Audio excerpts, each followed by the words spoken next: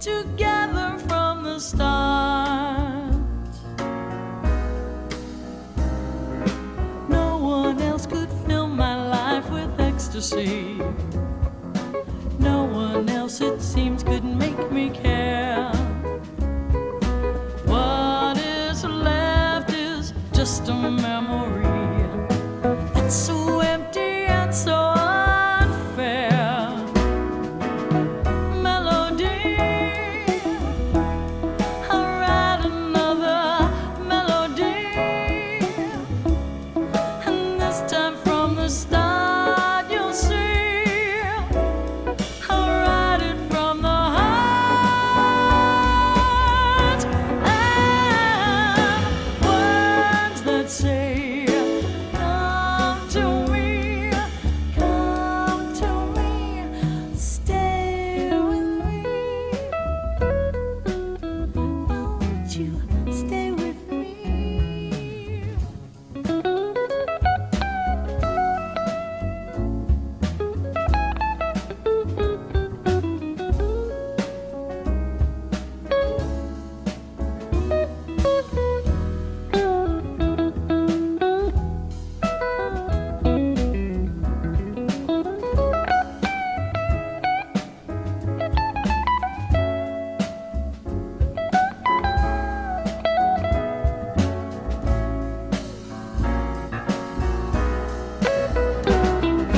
No one else could fill my life with ecstasy. No one else, it seems, could make me care. What is left is just a memory that's so empty and so unfair. Melody,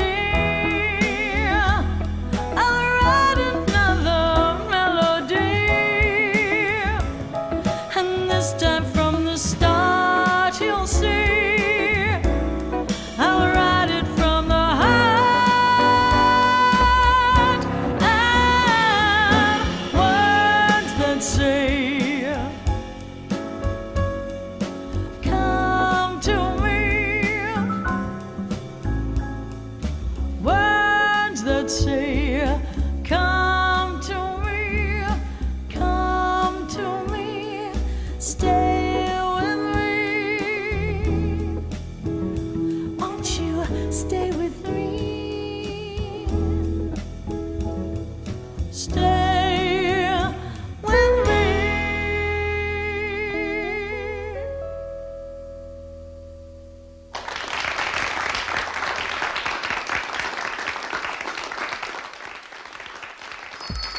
It's lunchtime and the Brooklyn Cafe is open for business. Live from the Amp Media Studios, Dawn and Freddie S. and their team are ready to serve up a huge portion of fun for lunch with friends and neighbors. So let's break open that lunch pail and unwrap that sandwich you brought and take a front row seat in the Brooklyn Cafe and get ready to enjoy some humor and hot topics. It's time to get a healthy serving of hope and happiness to help your day go by with a smile. Your hosts, Dawn and Freddie S., are ready to talk about food, health, dating, or just plain dream making. If you have a story to share, movie review, restaurant critique, or just a coincidental thing that happened to you, call in toll free 888-994-4995, Studio A right now. Sit back and enjoy your lunch break at the Brooklyn Cafe. Here are your hosts, Dawn and Freddie S. Welcome to the Brooklyn Cafe on a beautiful Tuesday afternoon. Gotta tell you, house is jumping. I think you're going to give me a nervous breakdown. Look, I've got hives, I'm tapped. You know, I don't know what you do between 10:30 and 12. You've got people and setups and computers and wires, and then somehow, I got Teddy, I got Josh, and I got the whole gang, and they all learn how to do our remotes. That's all that going matters. like this, like I got hives. I don't know what's wrong I need with like you. some hypnotherapy or something. Or And look at this, they even bringing you a drink. Tuesday, thank you. On this set, they're bringing you a drink. Smells good. Josh, I don't know. Smells just like grapefruit juice. Grapefruit juice? Some sort of juice. It's, I don't know if it's good or not, but how It's is wet, it's good. Thank you. Happy 4th of July week to you. I'm kicking off the week early. it? I can see that. Yeah. Anyway, happy Tuesday, everyone. Welcome to our midday show. See, it's like nothing. It's Piece of cake. amazing. All the guests are looking around like, how did that even just happen? Piece of cake. I just Simple. waved my magic wand. Josh got me, and now we're good to go. Oh, that's what it is. You wave the wand and everything like that. That's all it takes. Yeah, okay, that a works little bit out. of magic. Yeah, but it That's is. Clem. We Clem got some, is in his own planet. we got Clem, movie star in house. the movie store has, which I always wanted one of these little record player things. Jukebox. Jukebox. As a matter of fact, I asked you when we were up in the other studio, I says, can we get a jukebox? And you said, no, we got nowhere to put it. I got to tell you a funny story. Remember we talked this morning about smells that bring back childhood Jukebox? It's underneath your neck. Where do you want me to put it? on your shirt? How's that? We'll see. We'll see what happens. That's a leading question. When I was Nobody a be kid laughing. growing up, my dad must have had friends like you had friends growing up. So things would just magically appear in our house. We don't know where they came from. They would last, sometimes they'd last more than 24 hours. Sometimes they wouldn't. Sometimes we'd have them for a few months. Sometimes we wouldn't. I got a dollhouse once. It lasted till the next day, and that went somewhere else. And then we got this jukebox with this like bumper pool table. A And- jukebox with a pool table? Yeah, but it wasn't like, it was like bumper pool. So there were like bumpers in the middle and a jukebox. But on the jukebox, this is how I know it came from like your people. There were I have your women's people. I have bodies. people. You know on the bottom of There's the what? jukebox where the records are stored? Women's bodies? Yes. Women's bodies? Silhouettes of women's bodies Or you on the mean front images of the jukebox. of women's bodies, not women's bodies, because Yes. that's used people. Images of women's bodies. Now, I was a kid. I was like 6 years old. That's so my kind of jukebox. my dad was a pediatrician. Clearly, he didn't go out to the jukebox store and say, "Oh, this is the one I'm going to buy." I'm sure he saw those party parties. This is this is the one that happened to show up What in our happened to house. that? I don't know. And it had the records, like Clem was saying, the records that you press the buttons and they go right in the thing. They play the An 45s. arm? Did an arm grab the It went, record? yeah, like that. Yes, just An like arm? that. I guess Jukebox. that's what it's called with the clip. But I remember these silhouettes of very Body beautiful parts. women's bodies on them, which makes absolutely no sense. And then the pool table had the same silhouette. That's the part that throws me off because my the dad. body things I can relate to. Well, he was a doctor. My dad, the conservative pediatrician, these things appeared in our Well, house. he had to get those kids out of people somehow. I wonder. No, he wasn't an obstetrician. He was a pediatrician. Once Same the baby difference. was born, yeah, he attrition took. here, attrition there. Same But difference. it made me think I hadn't thought of a jukebox in a really long time until Clem said that. We're gonna store a jukebox. Josh, you know what a jukebox is? Mm-hmm. We're gonna store one here We're gonna not store. We're gonna display and use it and display it for sale. We're going to do the jukebox jig. You know what that is? Back in the day, we used to play music out of a jukebox, and they used to do a dance thing. And the winner was the one that danced the best. They used to call it a jukebox jig. Say that 10 times fast. Jukebox jig. There you have it. We had a lot of fun. Anyway, happy Tuesday to you. We got a full show lined up. Save the date, July 21st. Get your tickets today for J.C. Dreesen concert. What's the website? Events with an S .amp2.tv.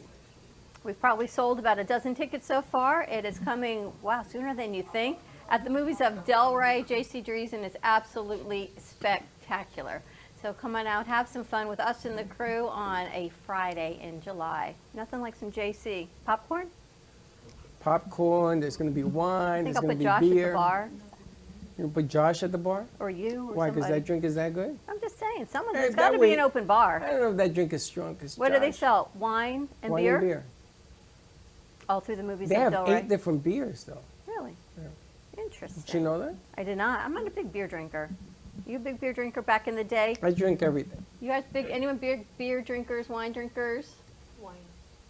Wine. You know, if you put beer and wine together, what do you get? A headache. Just sangria. Sangria. Sangria. Come on. No, I think it's champagne.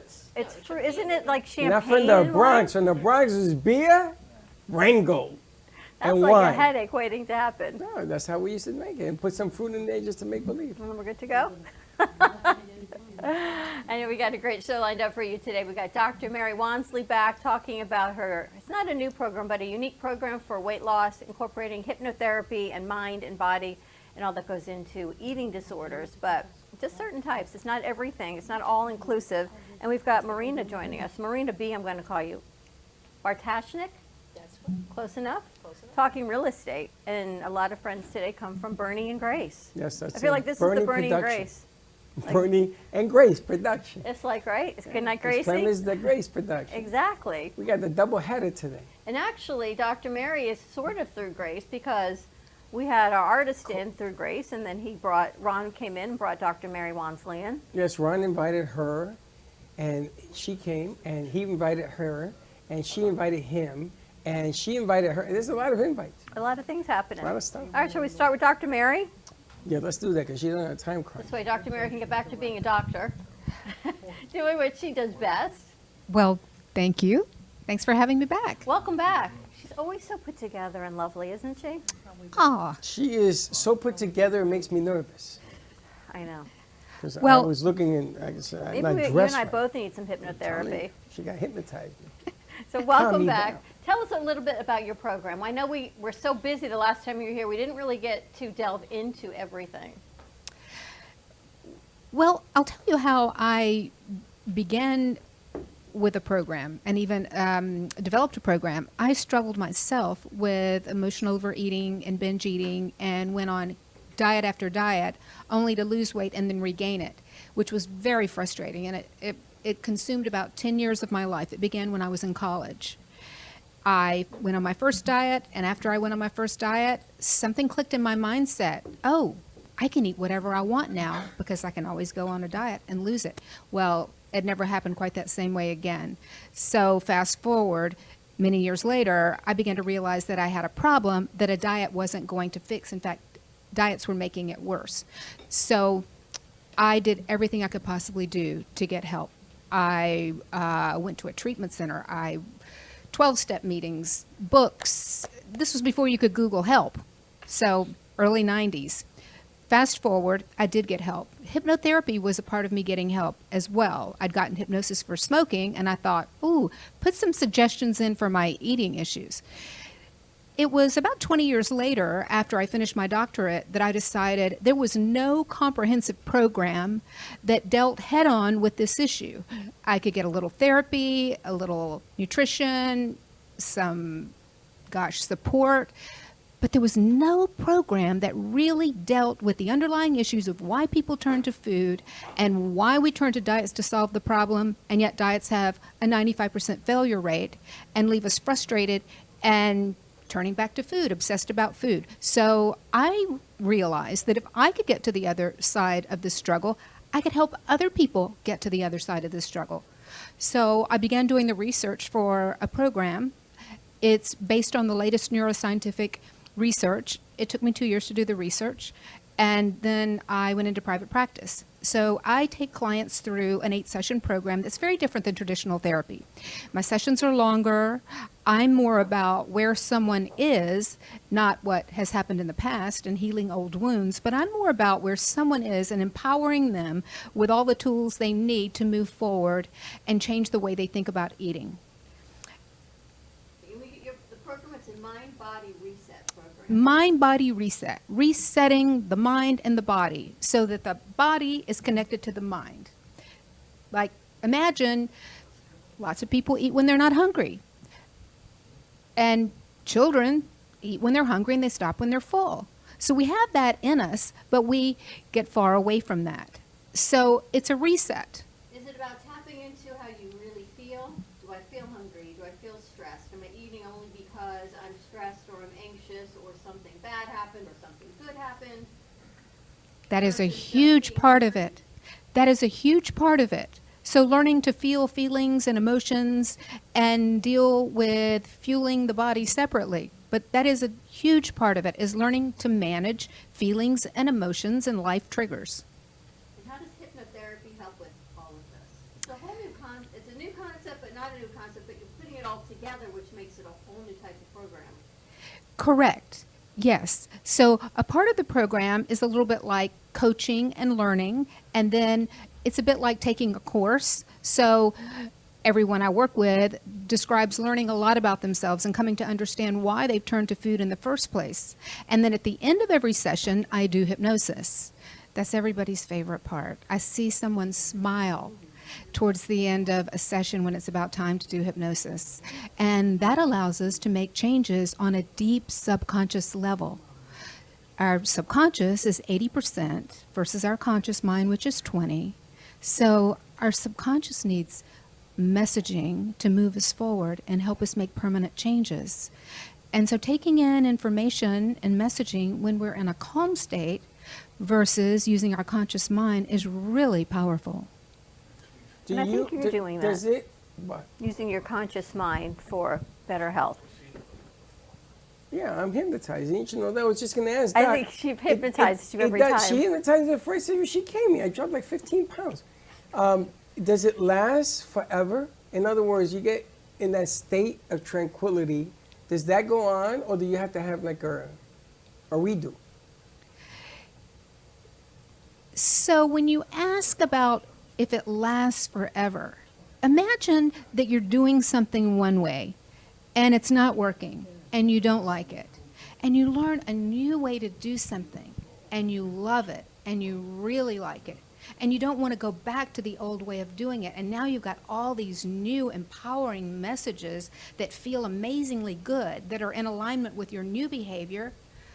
You don't want to go back to the old behavior. It's interesting. I know someone who stopped smoking using this method. But she wasn't like, turning into a duck or anything like that. What happened was when she picked up a cigarette, she didn't feel well. It was like the smell of it. They did something with the smell of the tobacco. And she started to feel nauseous on it, so she would put it back in the pack and put it away. She never threw the pack away. She kept the pack, but every time she reached for it, no, I don't want it. I don't feel well. And we didn't say anything because we didn't know she was going through this whole thing. And it worked for her. She stopped smoking. How does hypnotherapy work in this process? Hypnotherapy works in this process very much like it does with smoking. Someone wants to stop smoking. So they go to hypnotherapy for smoking. It works very well. Now, smoking's a little different because it's very black and white. You can put cigarettes down, but you can't stop eating. But it is possible to stop eating when you're not hungry. It is possible to stop eating when you're full.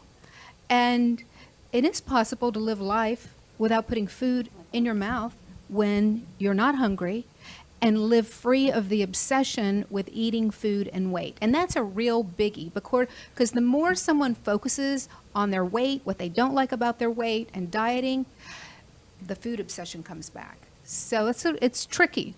You don't work with In that way. then diets. You're not counting calories. You're not looking at points. You're not doing good food versus bad food. You're tapping into your consciousness to say, I'm hungry. This is a better choice than Or you're another not. choice, or you're not hungry. How does it all come together? Well, when I work with someone about choices, it's a little bit down the road because first we eat in a way, I teach people to eat in a way that is a stable way to eat, that they recognize their hunger and their fullness. It's a little less about what you might be describing, which is intuitive eating. So No, I'm thinking, there's diets. So there's no carbs, no white flours, no white starches versus paleo or vegan. How do you get people, because if they're severely overweight, and now there's new medications that are coming out oral, so you don't have to inject it, right? So our whole Right. culture in this society is, here's a pill, here's a shot, you're going to lose weight. Let's not change our mindset. Let's just get a quick fix on this. Your whole program is different. You're really getting into changing the person's mind-body reset, but they have to eat. So how do they say, I need to eat, but I'm not going to have that cookie? there's a different way to think about eating a cookie. Okay. And when there's elimination of a particular food group, like carb elimination, when you tell somebody they shouldn't have or they can't have something, that's all they want. And a sandwich has really never been the problem. I'll often have clients who will say, oh, no, I have to have a salad or I have to have protein and vegetables. And I say, well, why not just have a sandwich for lunch? Oh, no, I shouldn't have the bread. Well, a sandwich is not the problem. It's turning to food for emotional reasons. It's eating past feeling full. But a little bit of bread's not the problem. But the diet industry in the last 2 decades, or maybe 3 decades, has singled out carbs. Whereas in the 80s, it was all high carbs, fat-free. Remember the fat-free salad dressings. And the fat-free you might be- cookies that were worse for you than the regular cookies, Yes, right? you might be too young, but so it's a different way to think about eating so that it becomes unappealing to eat when you're not hungry. It becomes unappealing but the key to word eat past there feeling is full. not hungry. I think that it's not specified. Don't eat carbs. Don't eat hot dogs. Don't. I think it's more about when you are not hungry, don't eat. Don't binge. Don't snack. I think it's the calming effect of anxiety. A lot of people I know eat because they're always anxious. They're always nervous. They always have this thing, and they got to put something in their mouth. It could be a lollipop. It could be a Tootsie Roll. It could be a whole pie. I think that the tranquility of you calming people's anxiety is really more important than not eating a carb, not eating a cookie, because you still have to make decisions as to what the Right. hell you're eating. And we need carbs to live. And that's the other side. We need carbs. Now remember eggs were bad in the 80s and 90s. Now eggs are okay. But take a pill and get an injection, But don't and you have a can lose the carb weight. diet, like Right. let me have pasta with some bread, and then let me go have more carbs and more carbs. Then you wonder why your sugar goes to the roof. Not that kind of diet. You sort of have to do moderation. You made a very good point in that people turn to food because they're anxious. People turn to food because they're bored or they're sad or lonely or depressed or whatever the feeling is. Food's an easy go-to. So when someone is calm, when they are calm, then that driving urge to turn to food can dissipate when someone's connected emotionally. So part of hypnotherapy is calming the mind, is teaching someone to calm their mind. It also allows for someone to be connected with their physical body. When we're calm, we can recognize physical fullness. I find that my clients lose weight naturally, effortlessly, easily, and make healthy choices naturally after they say goodbye to diets. If we think we can go back to a diet, then that's an easy way to justify and rationalize eating. The word diet is what's restrictive. Die. Choice Die is a are the better- first three letters. Choice is a better word. If Choice. you go with diet, you're going to always come back to the failing and the not failing. When you go to choice, you can't tell people what not to do. You can only tell them, listen, if you do this, this may happen, and if you do the right thing, this will happen. So you sort of have to go down the direction of Can I ask you a common sense. personal I agree. question? Yes. Because you went through the traditional therapies personally. I did. So coming out of that to where you are now, do you have any triggers that say, oh my gosh, I was inpatient for this, or I went through the 12-step for that, or have you overcome that to work through it? I overcame it and worked through it a long time ago. It would not occur to me to eat unless I'm ready for my meal and I'm hungry. Do you pull from those programs into your program, all those successes, and even the things that you went through and said, this doesn't work?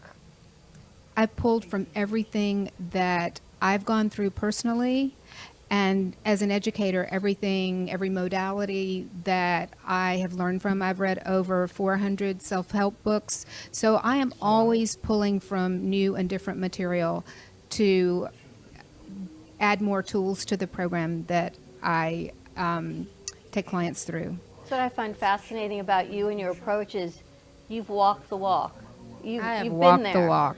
You know what it's like, the good, the bad, the ugly, how you felt, the programs you went through in a time when it was all about dieting. It was, there was Farrah Fawcett, there was Charlie's Angels, there was everything that was so beautified on TV. Even treatment centers were glorified because people were going in and out for, it wasn't drugs, but alcohol and weight loss and the things. And it was all okay, but on the inside, as a person going through it, it didn't feel so good. But you've incorporated all of that into a program to help people going forward. And I find that really interesting. I find that really more than interesting. I think it's compelling and amazing that you're doing this. It doesn't ever bore me, and I never cease to be amazed at the stories, the people who've struggled from a young age, people who struggle from, like me, college age, and what they've gone through. And yes, I went through so much that didn't work that I was able to develop a program that does work. I used to go to traditional therapy and leave there and think, well, what about my eating? What about the fact that I want to go stop and get a donut right now? What about that? How much? You know, Didn't really what I work. like about what you do is that it's like a stone hitting a lake, and then it has the ripple effect. Because there are so many other things that what you do control other feelings, relationships, how you think about yourself, how you talk to people, how you walk, how you stand. All of these ripple effects come, and a lot of it has to do with food. Believe it or not, since I've dropped all this weight, my life has changed. Yeah. All of a sudden, I find myself easier talking to people because I have more confidence in my ability. So your program, it's you ever seen that picture where they have a little mountaintop on the top of the lake, and then underneath they have that huge city underneath it? There's so many things that your program does, and it offsets other situations. If you can calm people down, and that's a beginning to a deep lake. I remember growing up, we talk about it all the time, I was the fat kid. I was a kid in the Husky department, but right outside the Husky department, in Sears, we talked about this, was a chocolate stand. So literally, here's the chocolate stand, and here's the Husky department. What is that telling you? Like, what culture is that? You can shop and put the Garanimal pictures together. I don't know if anyone remembers the Garanimals in the Husky department. I have a The box. tiger went with the tiger, and right, you could put it together. But then you could pick any type of chocolate you wanted just on the other side of that clothing rack. But things, and then my mother weighing my food, and I had a scale in the kitchen. I could have 3 ounces of this and 1 piece of bread. I was a kid. But the things that you remember is always triggers. So when people say I've got food issues or body dysmorphia, but it goes all the way back to these things and the kids bullying you and the kids teasing you because you were in the Husky department. That's why I asked, have you overcome those? Because I know that there are certain things in my life that will trigger me of, oh, you can't have that. I have overcome. That's my what's so issues. amazing, because you've worked through with it. You may remember it like I remember it, the chocolate department, Yes. right? Who remembers that? Right. And you make so many good points, Freddie, in that it really impacts every area of one's life when they struggle with eating food and weight issues. Physically, emotionally, mentally, spiritually, financially.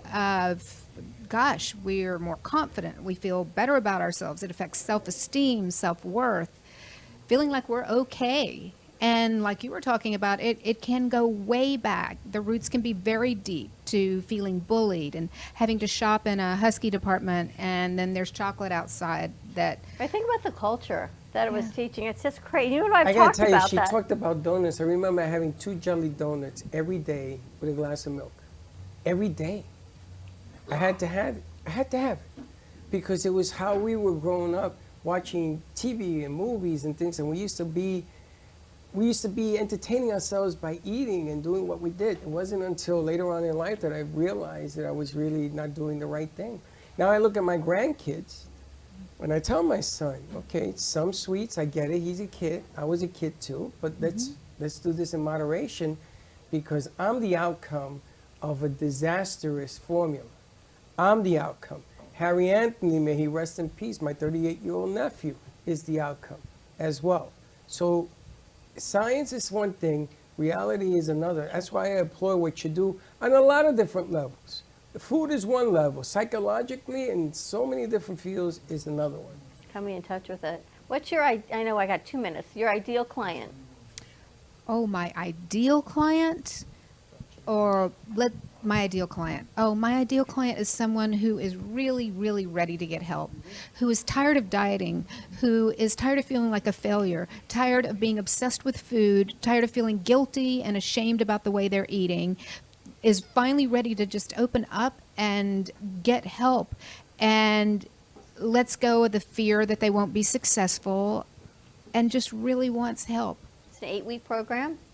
It's an 8-session program. So some clients take longer. Some clients might do a session every other week. I also do groups.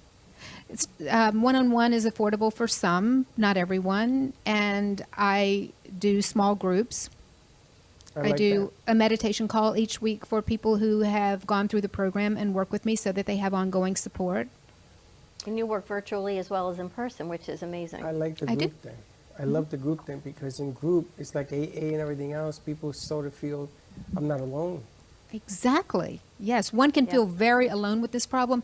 And also there's the belief that, oh gosh, this is just eating and food and I should be able to diet and solve this problem myself. But this is not an easy problem to solve on your own. No, it's a lifetime. Yes. And it's being able to go out for dinner with family and friends and get together with barbecues and birthday parties and feel included, not excluded, not, oh, I can't. Like you did on Sunday. You went, you enjoyed, and back to what you have to do on Monday, right? Yeah, but that's because I feel good about me now. I feel good. I'm worth making the effort, doing the thing. It doesn't mean that I didn't have a burger and a couple of hot dogs. I did. And man, I show you how to eat them. Yep. I have fun doing it.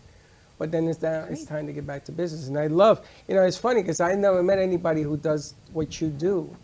But I could tell you, I know 3,000 people who are diabetics that can use your help, because sometimes you just can't get over the hump on eating what you shouldn't. And I can't tell you not to eat something. That's not the way it works. You have to choose to be healthy. So I love that you have, how call a friend, you have an extension, you have a line, and there is all Your support accountability right there. buddy. Yeah, this is What's the best way you have a website for people to reach out to you for help? I do. It's drmarywansley.com. And my phone number is 561. You know what? I don't know my phone number. Can you give out my phone Do we have number? the number somewhere? I don't have your 561 number. Just check out drmarywansley.com. I know one of my Make it phone numbers. easier. 214-507-5666. That works. It's bad I when got you a don't know your different phone here, number. So go with what you know. All right, we're going to take a commercial break. More to come. We're going to talk real estate, movies, and check in with Caroline at Mindset for Success, the Latin version. And that has a lot to do with this. All right, more to come. We'll be right back. Do you have an idea for a show or a podcast? Do you want the opportunity to be on TV? Amp Media Productions is partnered with True Oldies Real Radio Station and powered by many online platforms such as Roku, Facebook, YouTube, and even Amazon Fire to help amplify your impact. Do you want your voice to reach a wide audience? Call us today at 866-224-5422. There is no way to ignore it. You hear it on the news, online, from your friends and family. What happened to my money? Whether it got hit by falling stocks and bonds, with the coronavirus, shrunk by a floundering 401k with low interest rates, and is riding the extreme ups and downs of the stock market with political elections. Many Americans are worried about their money and how they're going to retire. Help protect your financial future now and call J.D. Mellberg for your complimentary book from a leading financial firm that shows you ways not to run out of money whether the market goes up or down. This free book reveals little-known truths about annuity strategies in simple-to-understand terms that can protect your money for a lifetime. As a bonus, we'll also throw in a free annuity rate report summarizing the rates and benefits of annuities from hundreds of top-rated insurers, helping you to find ways to get up to 33% more income in retirement. That's right. 2 books, both absolutely free, for calling J.D. Mellberg. Help protect your financial future. Call 877-643-3015. Le Sorel Restaurant, home of the authentic Italian tradition, offers a large menu that consists of seafood, steak, homemade pasta, brick oven pizza, and homemade desserts including a wide wine selection. We also have the best bar in Boca Raton with delicious cocktails, homemade limoncello, cappuccino, Italian espresso, brandy, and other specialties. Open every day with a lunch and dinner menu. For more information or to make a reservation, contact lesorelrestaurant.com or call 561-235-5301. South Florida's Good Time Oldies.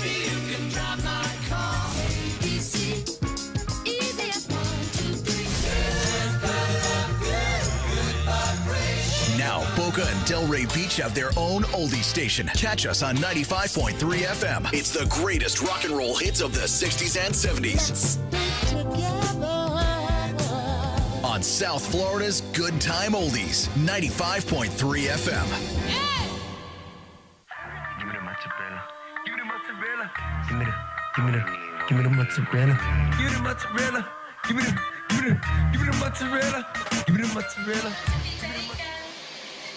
Pizza sa Rica Tasty Richard Pizza at 2001 Northwest Boca Raton Boulevard or contact 561-826-8663. Give me the mozzarella. Give me the mozzarella. Give me the mozzarella. Give me the mozzarella.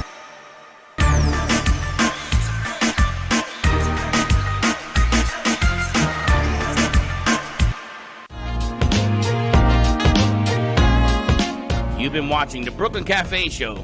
Join us each day and after hours as we talk about the hot topics to open the conversations and share a few laughs. Now, back to Dawn and Freddie S. All right, relax, I'll tell you. Take it easy. Oh, in the house. Jalen's in the house. She walked in. All right. You know those animal crackers? The Garanimals? Yeah, did you say that you had to put all the animals together to eat them? No, that's how you would match my. That's how I would match my clothes. The You tags. wore cookies? No, the tags, they were called Garanimals, and there'd be like a tiger on the shirt, and then the tiger on the pants. There'd be all different animals, and if you wanted to know what matched, you'd matched the animals. They were like pajamas. Oh, you had them too? No, but But you know what I'm talking about. I know what you're talking about. How do you know you never had it? Because there were some things we wouldn't wear. I never heard of that. In the Bronx, you barely got a pair of sneakers that match. Right? We used to wear Keds and a Converse and call it a In day. Jersey, we had choice. Oh, excuse me, choice. Choice, And you had Garanimals. I used to eat Garanimals. animals out of a box of cookies. That was animal crackers, and this was at Sears. When I grew up in Florida, there was not a whole Sears. lot here. You bought clothes in Sears? Really? I bought a hammer at Sears. There weren't, when I grew up in Florida in the 70s, there was nothing where I was. Wow. There was, I think there was maybe a mall, there was Sears, there was J.C. Penney. We didn't have Macy's. Or And there they was sold nothing. clothes? Yeah. There wasn't anything else here back in the day in 72. It's been a long time. I'm older than I look. I can see that.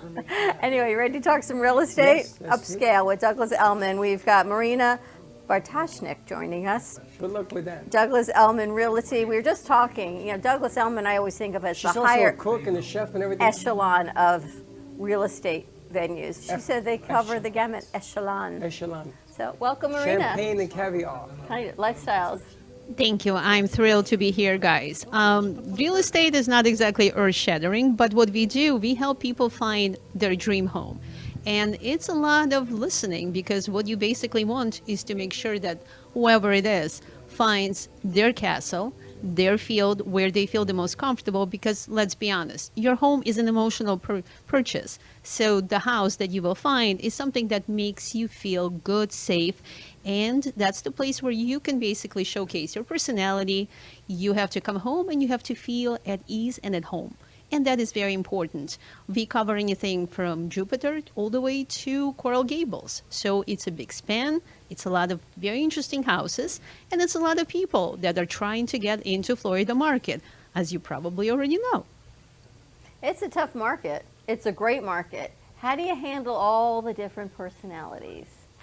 Well, being a former shrink definitely helps. Oh, like there I you go. said before, it's She a was a lot of shrink? listening. Apparently. Yes. Industrial organizational psychology for Deloitte and Touche. Here we go. Oh, wow. So this is basically for me switching gears, but everything that I learned before, I carried into this profession, and I am basically Grace under fire. I help people, I listen very carefully, and I never push until we find the right opportunity or the right house. As long as it takes as many houses as we get to see, until they tell me this is it, we don't stop. And where is your office located? We are in Boca Raton. Want a new Shrink house? House. Shrink. Well, that's Everything how, is psychology. All right, so to- tell me about the career change. Well, basically, I used to do a lot of travel being in Deloitte and Touche. And what we used to do, we used to downsize people. Basically, fancy term for saying I fired people for a living.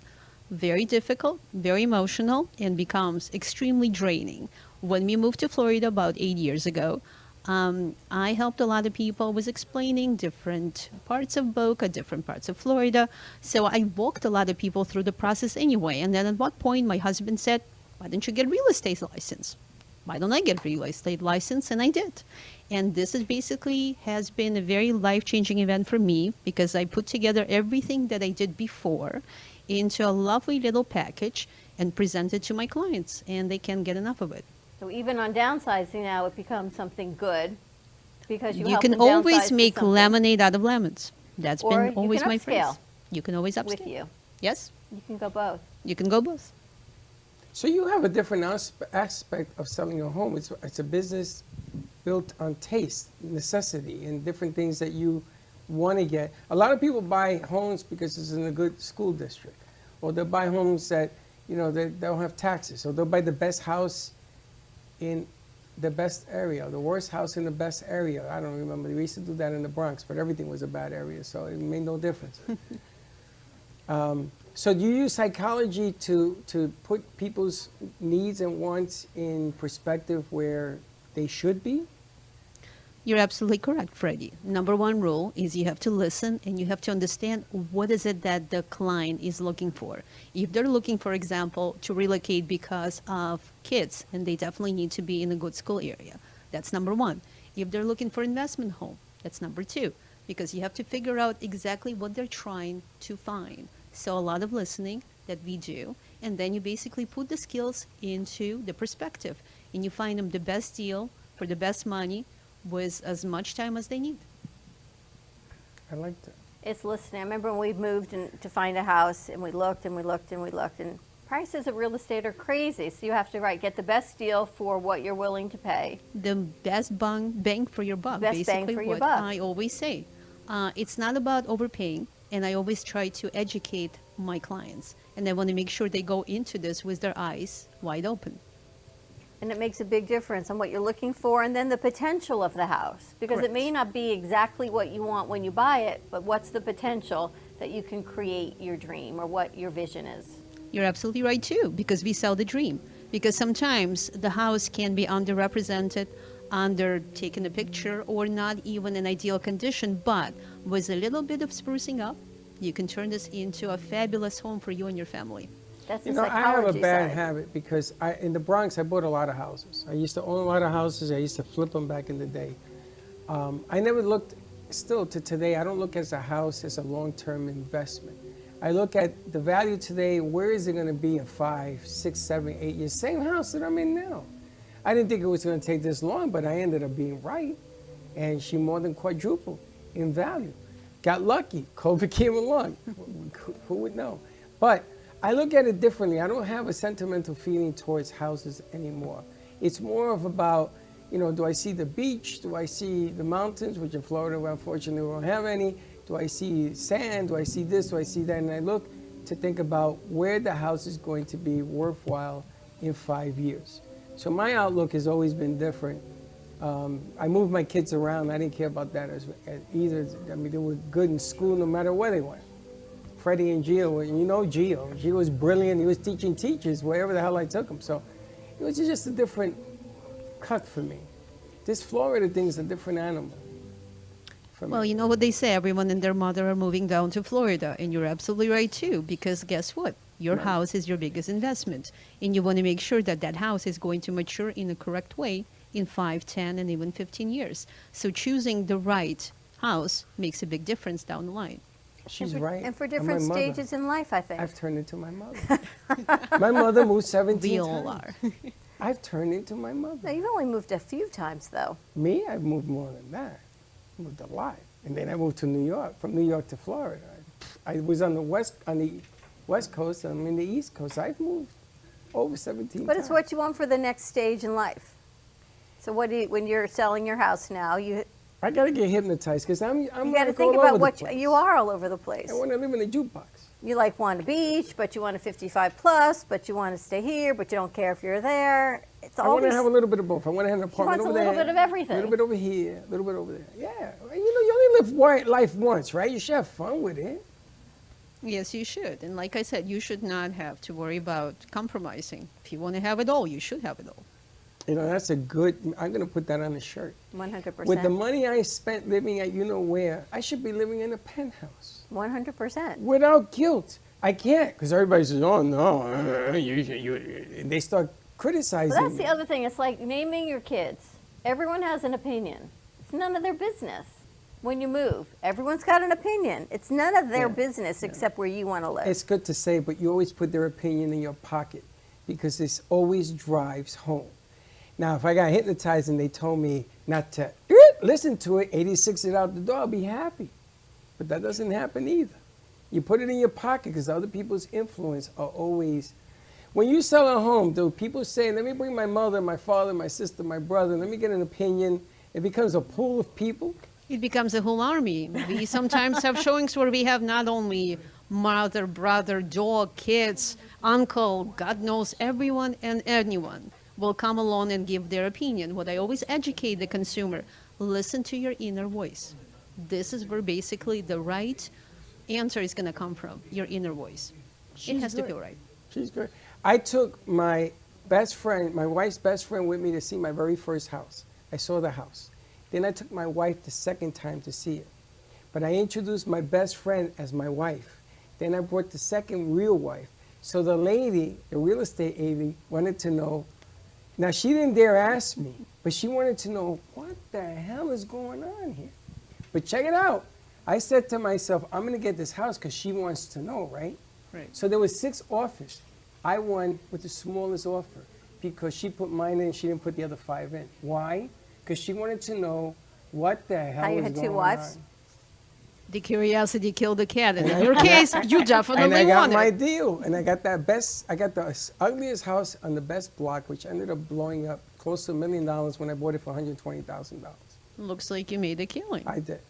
I did. And I got to tell you, the psychology of doing it was the biggest flourish I've ever seen. And the vision of what your house can be, how it represents your next stage of life. Like when we were looking to move, almost bought a 2-story, which made absolutely no sense at this stage in life to buy a 2-story house. But as a sacrifice, I thought, it'll be fine. Luckily, I didn't get it because now you think about it, what am I going to do in 10 years with a 2-story house? Real estate agent in Florida is key.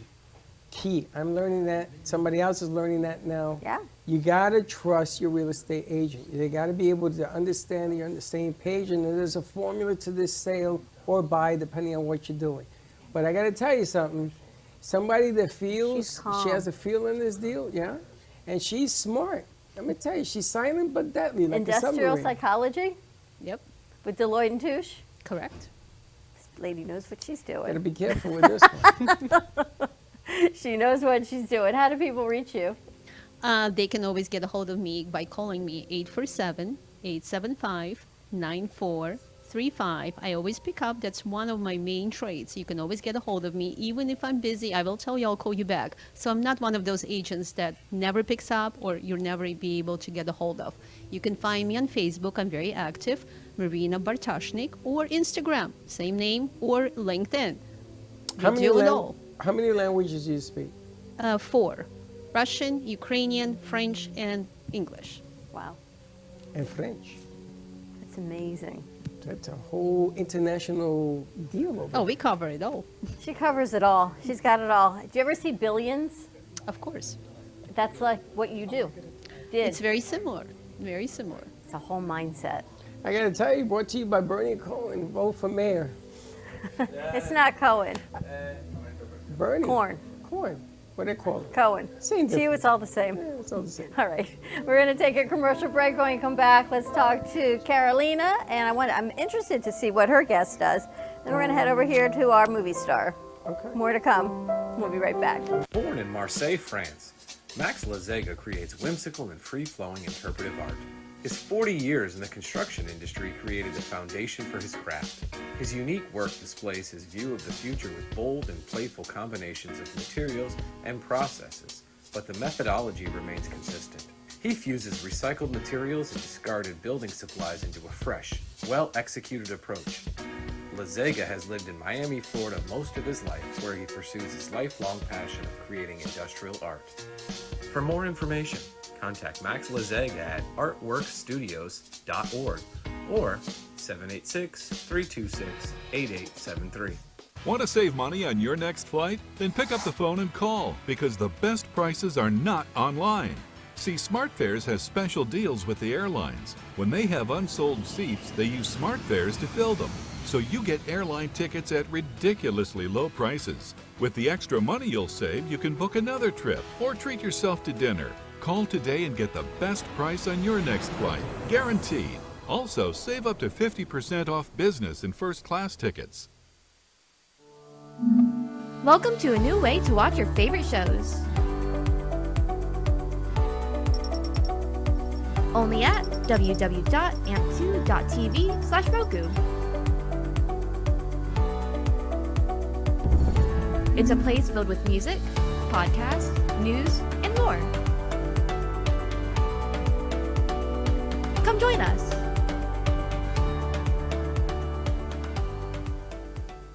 If you have diabetes, would you like to eliminate painful finger sticks? Are you injecting insulin multiple times per day? Then you may qualify for a continuous glucose monitor. CGMs monitor blood sugar using a small patch placed on your upper arm or abdomen, and they use your smartphone to accurately monitor your blood sugar levels. Stop pricking and start scanning. Plus, CGMs are covered by Medicare and most private insurance plans. They can be shipped free of charge to your door. Call today to see if you qualify. Todo Bello Balloons is a business that was born out of a passion for creating unique and beautiful balloon designs, including balloon bouquets, balloon arches, balloon columns, and more. We specialize in creating unique and beautiful balloon designs that bring your dreams into reality. We believe that balloons have the power to bring people together and create lasting memories, and we are honored to be part of that experience. Contact us and we will bring happiness to your celebrations with our balloons.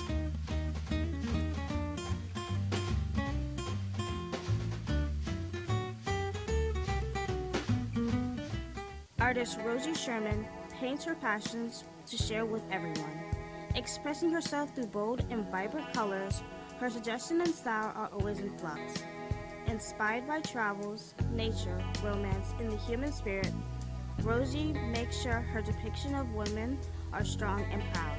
Her landscapes illustrate the changing seasons in the diverse world that we live in. To find her artwork in the multiple medias you can purchase, visit rosiesherman.pixels.com. Do you want the opportunity to have a TV show or podcast? Now, at Amp Media Productions, you can host your very own visual broadcast anywhere around the world. With our talented group of creators, we will provide you with show elements, board operations, and any on-screen visuals you'd like to showcase. All you must do is log onto your computer and communicate with your viewers. Contact Amp Media Productions at 866-224-5422 or email hello@amp2.tv to start your own show today.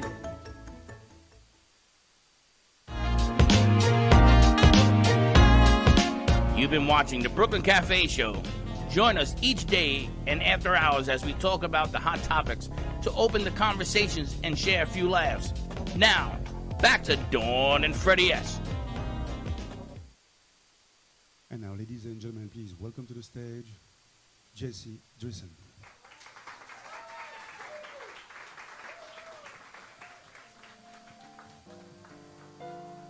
With one person, one very special person, a feeling deep in your soul since you were half, now you're whole. No more hunger and thirst, but first be a person who needs people. People who need people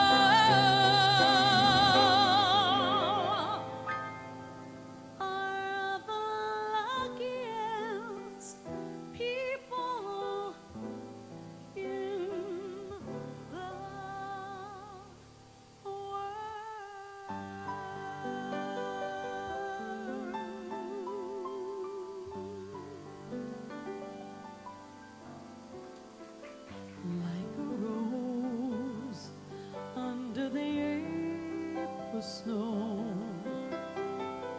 And I was always certain love would grow.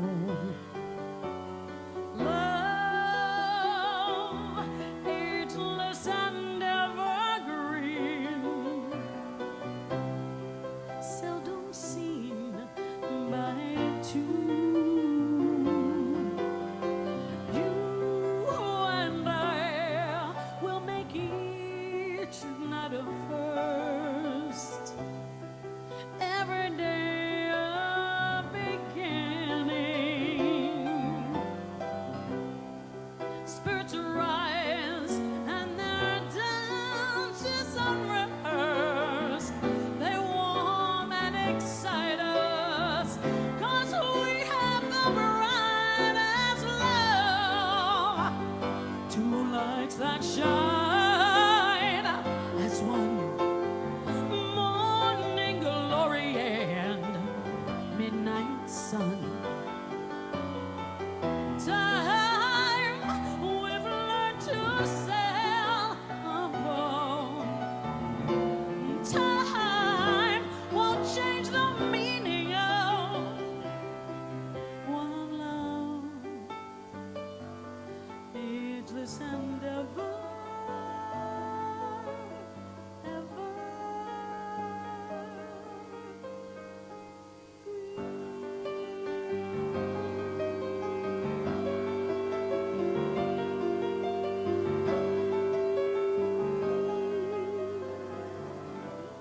Make me some room, you people up there on top of the world. I'll meet you, I swear, I'm staking my claim. Remember my name, you're gonna hear from me.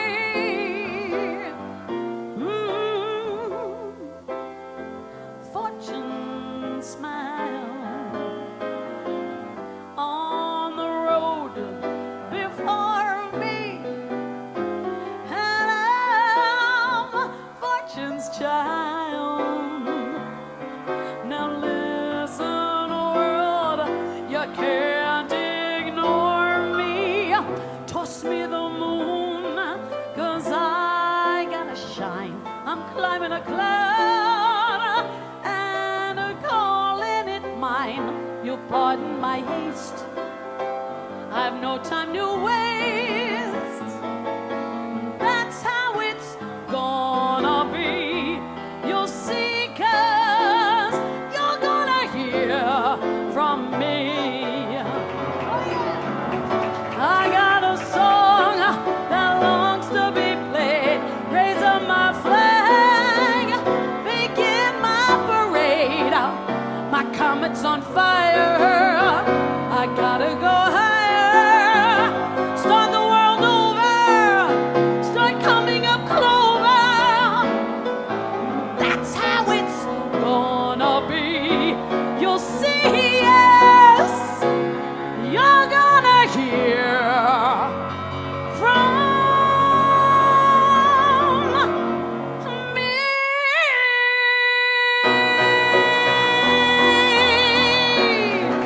Thank you so much, ladies and gentlemen.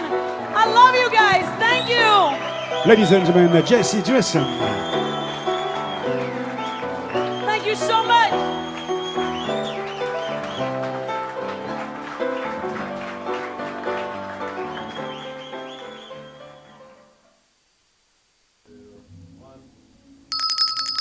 And we're back. So, a lot of psychology today. Got a shrink and another shrink buying food. Everything. God decided I was a little high strung, so he sent me two, a hypnotherapist and a psychologist. Phew. And they can help you either or. They can move you, pack you, and everything else. Oh, good. The only thing missing is a chef, food, which could be our next Redo segment. your kitchen, that's next on my agenda. So I decided to You're start gonna cooking redo your again. kitchen? Yeah. Really? Well, just so I can see over the countertop. I just need to lower. Oh, let me help you with that. I'll put the granite in. That's what I'm going to do. I I'll just take have it to to the lower. granite place. I just have to lower the countertop because it's a lovely bi-level. You've been there. Yeah. But I can't. I don't have shoes on. I can't see above the bar level. I have a guy who cuts stone. Oh yeah, I'll help you with this. Oh, I love doing them. Do you?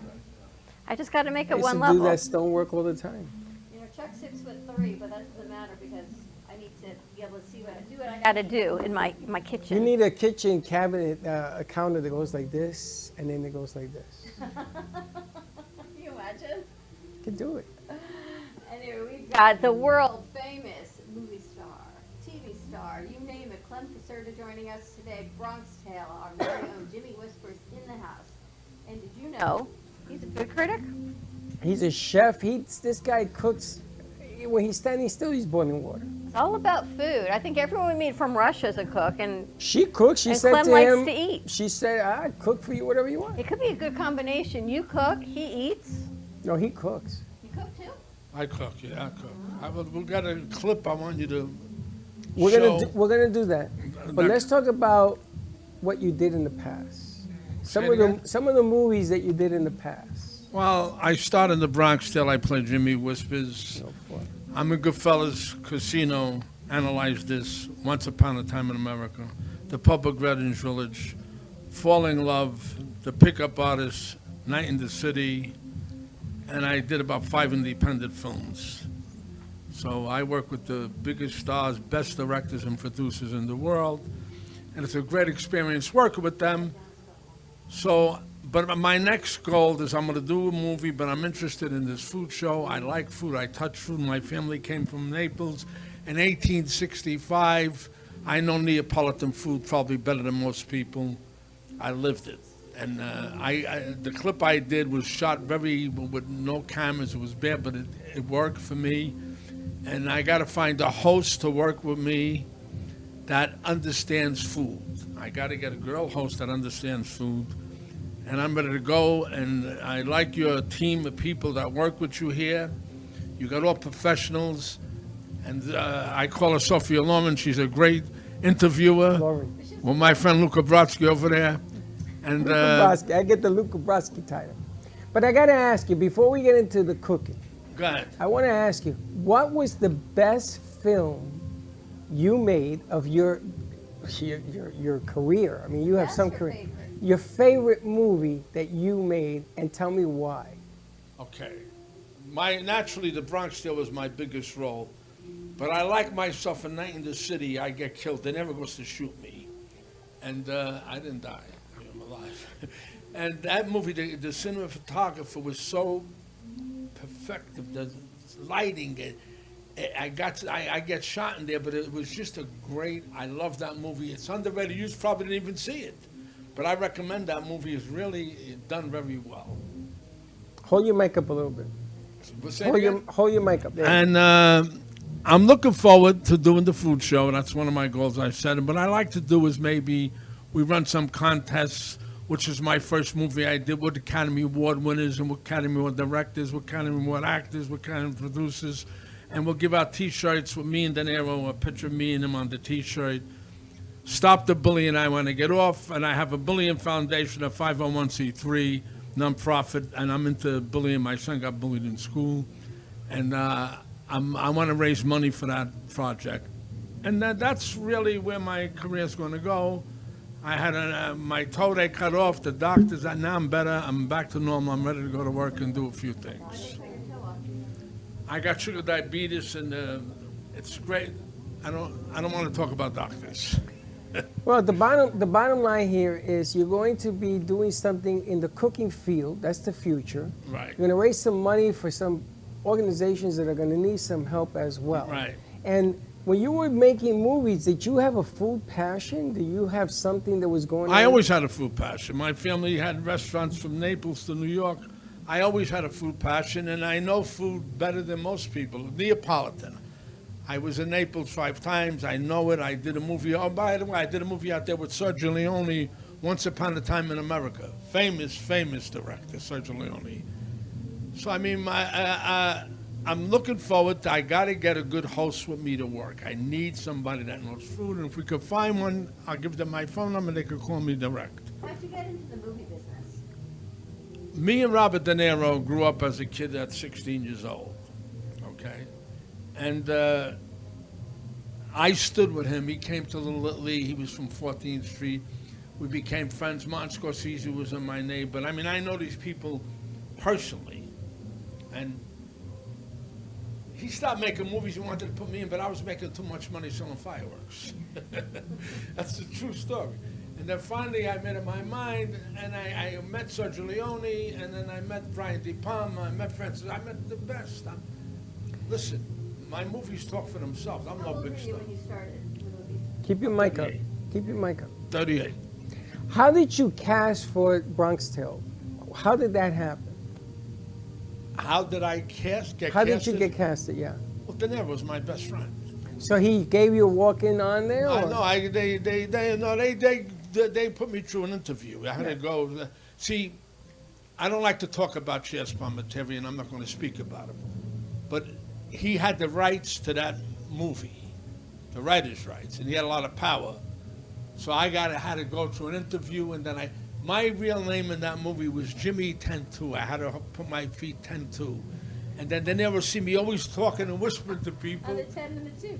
No, that's the fact. You see, and then they never see me whispering. They call me Jimmy Whispers. Then I invented the character Jimmy Whispers, and I made a movie, Jimmy Whispers Returns to Mulberry Street, with SAG. I did it and made money, but they lost the paperwork, SAG. I don't know what's going on with them. The unions, I don't get my checks like I should be getting. I'm on television every day. I'm on television now. Now I'm on my money. you told me that you have written other things. Oh, yeah. And you have them at home somewhere where you wrote. Yeah, I got a book story ready to go, and I got a script ready to go, which I want to shoot with you people. And what is the script? What is the movie about? It's called The Mafiettes. It's about 10 young girls, and we're all old guys sitting in a club, all like retired mob guys, and these girls take over the mob. And I really like this a lot. I won 4 awards with this thing in the New York Film Festival. I like that. And the kind of like guys like you, me, him, will have old guys that got the look, you know, and he ain't that old. Old guys, used Old guys. Use. I love the way you even throw it into the old guys, used guys. And the new mafia people would be her and her and her and her. Oh, we get to be the mafia. I want international. I got a full international. You got Russian. You got Colombian. You got Florida. You got the Mafiettes. Oh, that's hilarious. Is it a comedy or is it going to be drama? It's a comedy, more of a drama. It's a little bit of a comedy. It could be a little bit, but it's more of a drama. I got a tape of it already. I shot a promo. I shot it for $50,000. It's great. The promo would really work. We got Beyonce's music in there, Jay-Z's music in there. And that's my vision where I'm going to go. We have a video we're going to play of the food stuff. Want to play a little bit of it? Now, should I put my phone number if anybody wants to call me? Well, no, we're going to do that, but let's put up the video that you have. Why don't you cue up the video? Tell us what the video is about. I always wanted to do a cooking show. So I got this camera guy that worked for me. He came that day. We shot. I had to come to Florida. I had to shoot a movie down there. And I shot in his restaurant. And he had a lamp for light. Now, I know lighting, I know DP, I know it. Hey, you can't teach me what I know, but I don't know, I don't know. Right. I can't shoot a movie, but I can direct it. And we shot it with a lamp, and it came out right. I was so surprised, because the camera guy was good. He knew. I told him, move the camera. I told him how to move it. And I really like this piece. It shows my real tradition Neapolitan food. What year was this, or around what year? I don't even know. I don't remember. 10 years ago, maybe. All right, let's roll the tape. All right, so let's roll this, and then we'll be right back.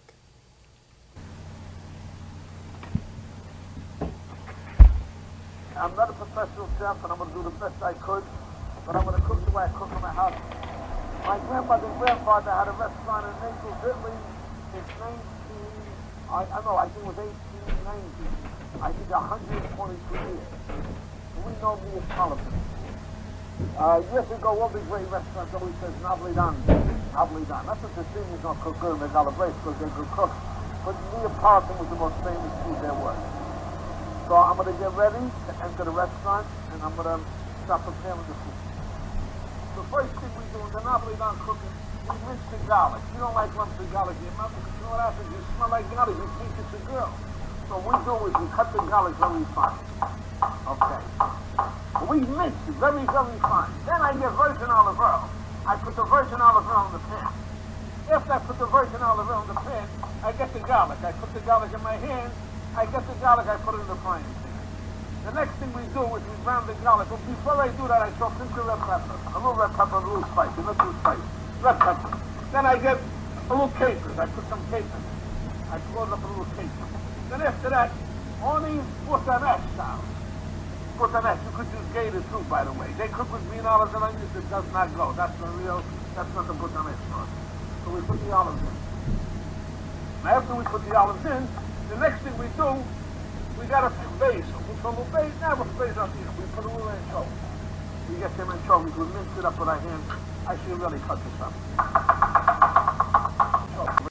The guy went to jail for selling bad tomatoes. He went to jail. These are the best tomatoes money could buy. So as this is rounding up the food, we got the frying pan working. Everything is cooking. And that is a secret that a lot of chefs don't know. What we do is we get the gator olive juice and we pour this. Now remember, I'm not a chef. I'm just a guy that cooked Neapolitan for my family 120 years in Naples. Regina Napoli, we had a restaurant. It's still there. This sauce is almost done. So the next thing we do now is broccoli gold. As we enter the basil, notice the way we're going to the basil, how it's like a flower. It smells. When I was a kid, my mother used to put this in my mouth. It smells good breath to have a broccoli gold. The basil goes in.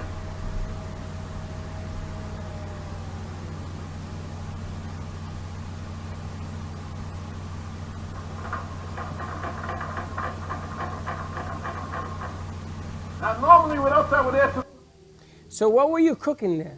Well, this is very interesting. You're going to like this.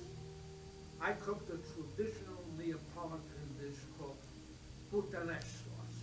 Now, puttanesque sauce, number one, it means puttana. The sauce of the horse. And there's a rumor how this recipe was made. They went to a Hua house, all these girls, and they went in the refrigerator and they got Zamenzano tomatoes, they got gator olives, they got garlic, they got basilico and capers. And that's how the sauce was invented in Naples. So that's a tradition sauce that I make that on there. And I only use Zamenzano tomatoes because they're the best. They're the best in the world. They're just the greatest. And that was my vision to do that. Then I think I made a diet eggplant parmesan. I don't remember what else I made on there because I shot this a while back. And basically, that was my passion, food. Food and beautiful girls. Those are my passions. Now I know where the jukebox came from. It why was he's where from he the was Bronx. cooking. He's from the Bronx. You know, food. Are you from the Bronx? You're not No, from the Bronx. I'm from Little Italy, Mulberry Street. I was Yeah. born on Mulberry Street. Yeah. My family started the Feast of San Gennaro. They came from Naples and they created that feast. So I grew up in that food industry. I was involved in that feast. Where? I was involved in that feast. You were? No. I used to collect the monies for the water and the sodas down the street. You know what I'm talking about? Yep. And I used to collect the monies, and you had to buy it from me. There was no other alternative. But what a feast. That thing was packed. You talk about people. All about the food. It Well, was it's about not. a It's lot about of the things. food and the people and the culture, everything coming together. It's about the tradition. You know, it's about old school. I learned a lot from Well, those what they did there, you see, you got to understand, these restaurants today, they make sausage and peppers. I made enough sausage and peppers I could fill up this room with. They don't do it right. They don't use the greatest sausage. They don't use bell peppers. You know, garzones, fried garzones, meat, pizza friest. People don't know this food. They came from the streets. And, you know, it was peasant food. Today, peasant food is the biggest thing. I like eating peasant food. You know, and I was born into that, so I lived around food. And we Why had, peasant food? Why was it called peasant food? well, because it was cheap. You know, years ago they made pasta vazil. That means peas and macaroni. Pasta vazil, pasta badan. These are all pasta chichis. These are all cheap peasant dishes.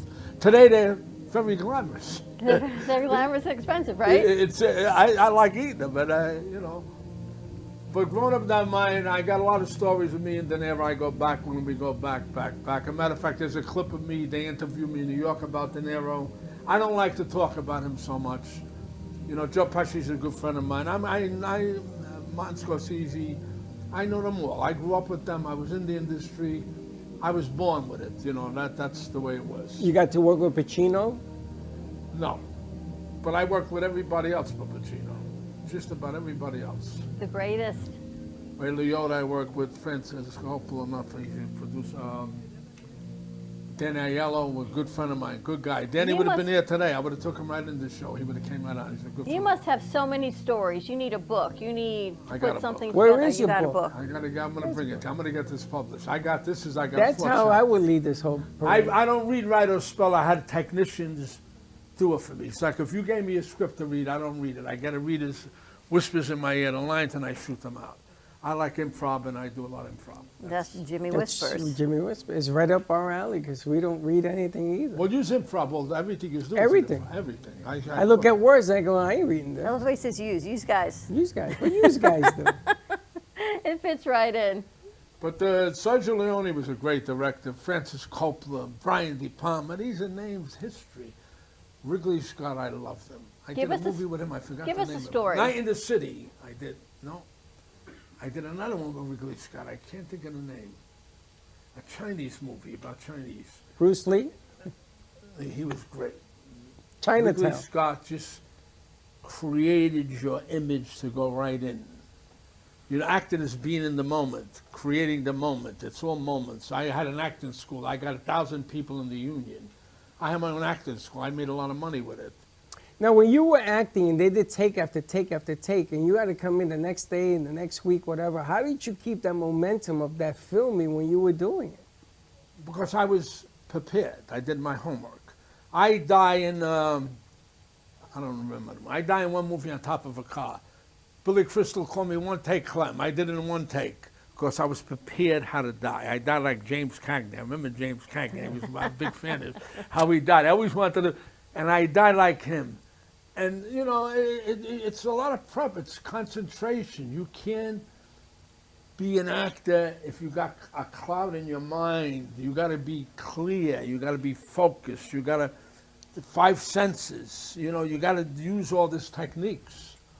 I work with I learned from them. I watched them. When I shot The Untouchables, I stood in that trailer every day after I shot and watched the directors, how they worked. I was going to ask, you were not trained as an actor. You got into acting later.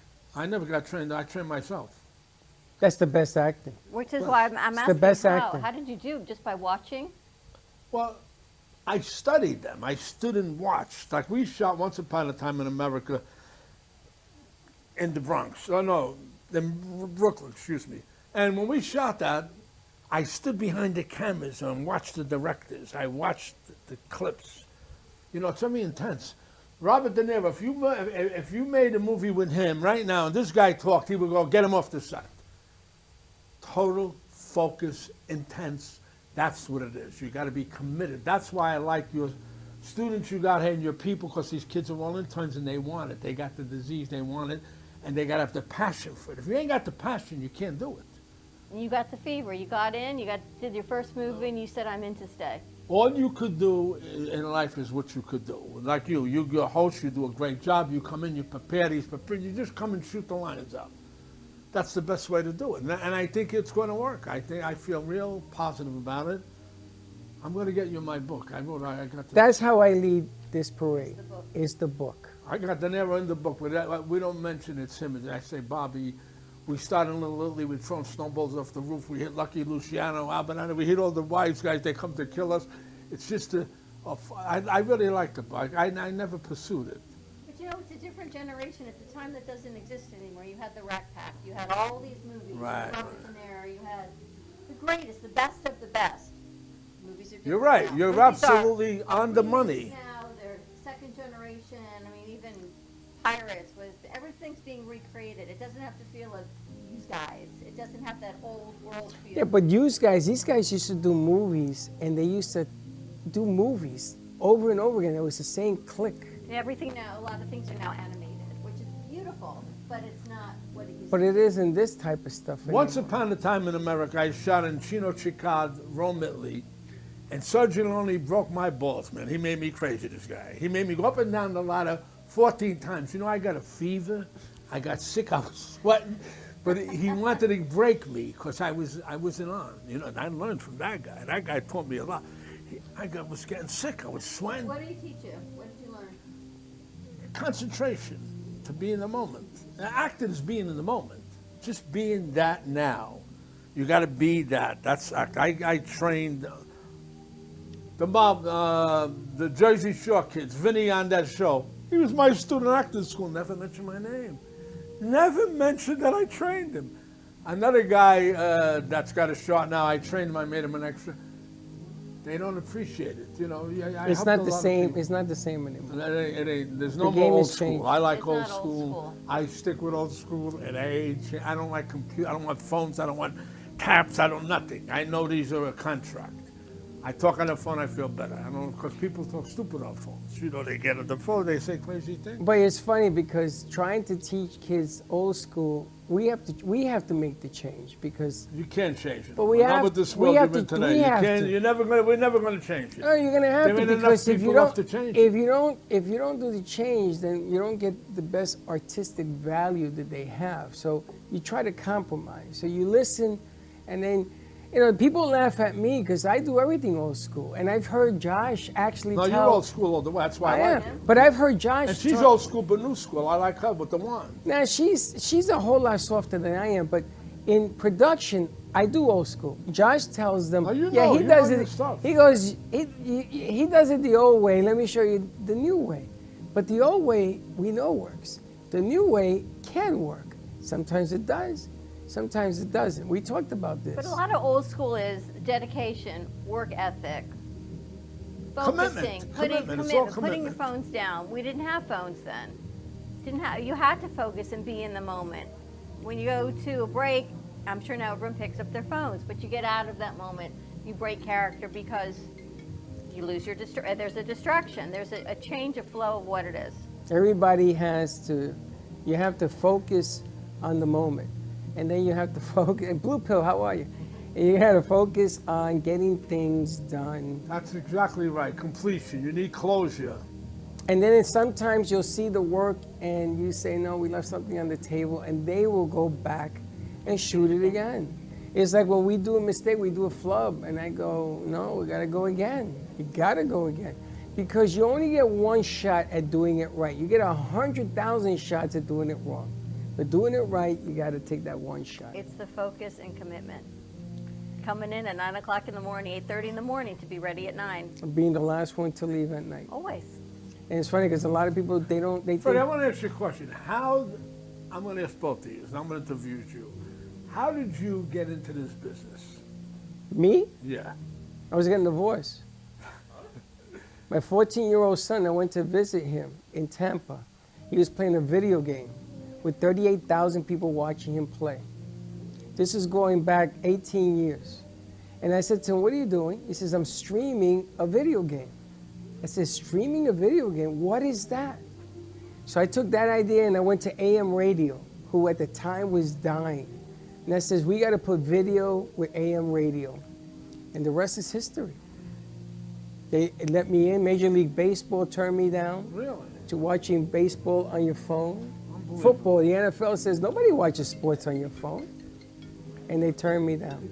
And then I met this one at a party we went to, and I asked her to come co-host with me. And for 4 years, she said, no. I got nothing to say, or whatever it was at the time. So I dragged her with me. We did 2 shows, and then whoop, the rest is history. We started in a room the size of a closet with 2 little cameras, 2 little cams, remember? In the dark. Now, how did you get into business? Through him. I actually went to school for this. I actually went to school for communications and psychology. I got my master's in special ed. But I didn't do anything until I met you 12 years ago. And finally, for 4 years after I met him, someone said, can I interview you? And I said, for what? And they said, oh, we're doing a radio show. I said, who's your producer? And she says, Freddie Santori. I said, why me? She said, it's on health and wellness, and that's what you know. And that was 7 years ago. And here we are, 7 years later. And he said, Well, you stay do and a come good work job. with You're me. very professional. I Thank gotta you. say, you got a good operation. I watch a lot. No, you're good. You're focused. You're on the money. You just go with the flow. You got to know everything that's going on. I could pretty much tell you everything that's going on in every single room in the studio right now, and over there, as we talk and do a show. Really? I know there's But food. there's I know still- cookies were just But there's delivered. still one thing we ain't done. What haven't we done? We ain't been on the big screen like him. True. The key to it is commitment. Oh, let me show these. Where did these come from? Midnight cookies. Look at these cookies. Thank you to Malora Law Firm. This is a cookie. These are cookies. And they're Cookies. warm. There's a few missing. I think she sent 2 boxes. 2 boxes. They smell amazing. So Chef, thank you to you gotta Bobby make Maloro desserts, and the Chef. Malora Well, Law dessert, Firm I for don't these know. cookies. Tell me, Masu, it's one of the No, Italian we're- cheesecake. I Just know feel those the bottom of things. the box. what- They're warm. Wow. These are unbelievable. Oh my gosh. I'm glad Dr. Mary's gone. Wow. Now we're going to all, I should be like, think about that. Wow. They're not going to think, they're just going to eat it. Right? They're nice and warm, so help yourself. You can Thank you, cut it into Malora Law. pieces and have little pieces. 100%. But the one thing that we've that has avoided us is I want to be on the big screens. I was in Kramer versus Kramer. Say it again? Kramer versus Kramer. Yeah. I was Meryl in Streep? that with Meryl Streep. I got to walk down NYU because I was a student. Dustin Hoffman, great And movie. that's the extent of my movie career. That was your movie. That's Your debut. It. That's it. But I always wanted to be on the big screen somehow, some way, or be associated. I got a shot to work on Carlito's Way. I missed that movie. I was doing 2 other movies at the time. I was in that. I had that movie. Pacino threw me out. I couldn't do it because I had other commitments. Pacino got mad at me, threw me out. But Carlito's Way was filmed at a studio in Brooklyn, at a club that a friend of mine owned. That's how I got invited in. And they had this perfect part for me and everything else, and I got into a little something with Pacino, and he never forgave And there me. was Pacino's great. He was great in Carlito's Way. The guy's a great actor. They're just great They all actors. Lee Strasberg. Remember that name? They all studied with Lee Did they? Strasberg. The All, Strasberg yeah. method? Now Lee, do you know Lee Strasberg? I did a few classes with him, just 2. I just wanted to observe. Do you know that he went so crazy on training people? The cops locked him up and put him in jail. Really? Yeah, he went nuts. He was great in The Godfather. He plays Mylansky. Yeah. That's another great movie, The There's Godfather. a lot of great old school movies.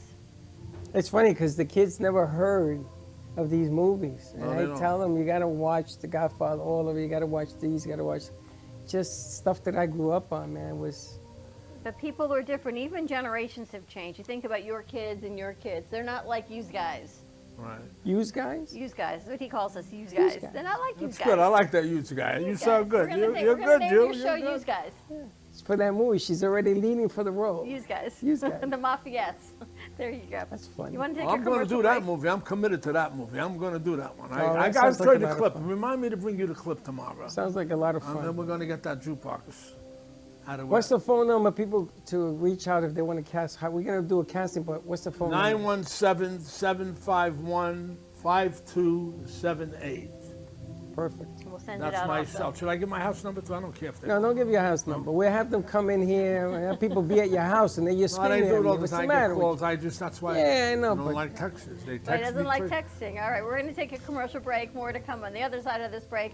We're going to head over there and stay over here and Go that over food there and smells over so there and good over there. in every which way. Yeah. More to come. We'll be right back. Has someone in your family lost a job recently and now you can't afford your mortgage payment? Or do you have a rental property and your tenants aren't paying you?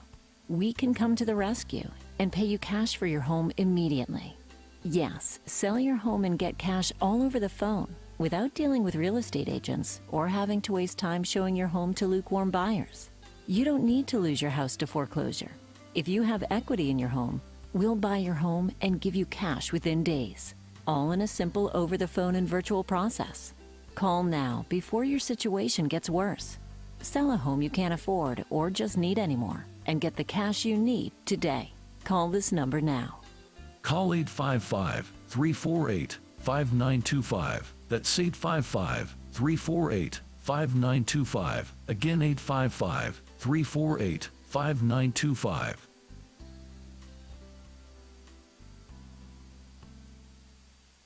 Stephanie Jaffe is a world-renowned artist who creates one-of-a-kind pieces.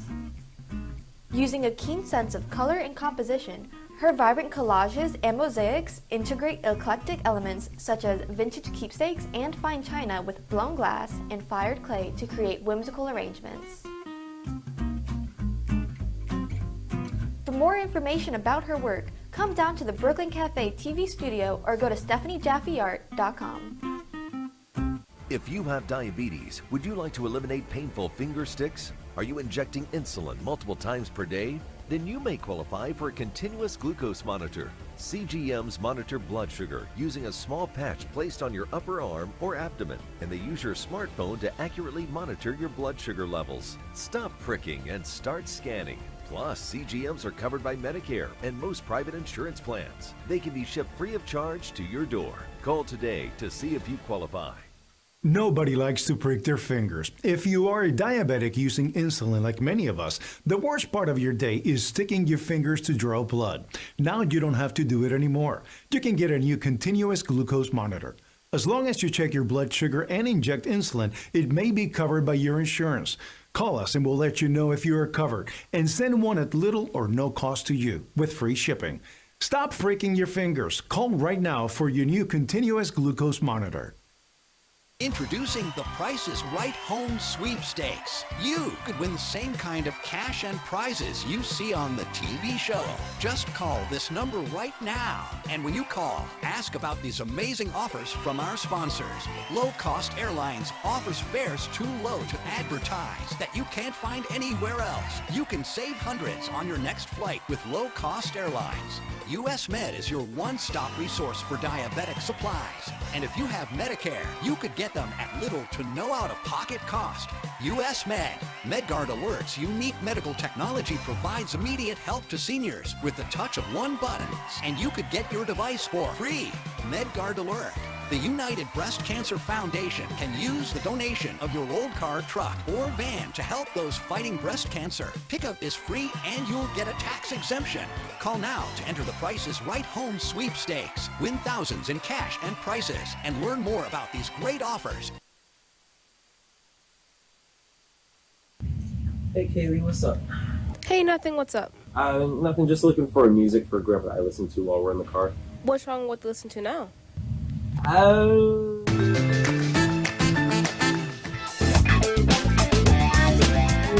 Let's just say we have different tastes, you know? Why don't you try listening to a podcast on Spotify? Like which one? The Broken Cafe Studio one is really good. Okay, I'll try that one out, thanks. It's lunchtime and the Brooklyn Cafe is open for business. Live from the Amp Media Studios, Dawn and Freddie S. and their team are ready to serve up a huge portion of fun for lunch with friends and neighbors. So let's break open that lunch pail and unwrap that sandwich you brought. You've been watching the Brooklyn Cafe Show. Join us each day and after hours as we talk about the hot topics to open the conversations and share a few laughs. Now, back to Dawn and Freddie S.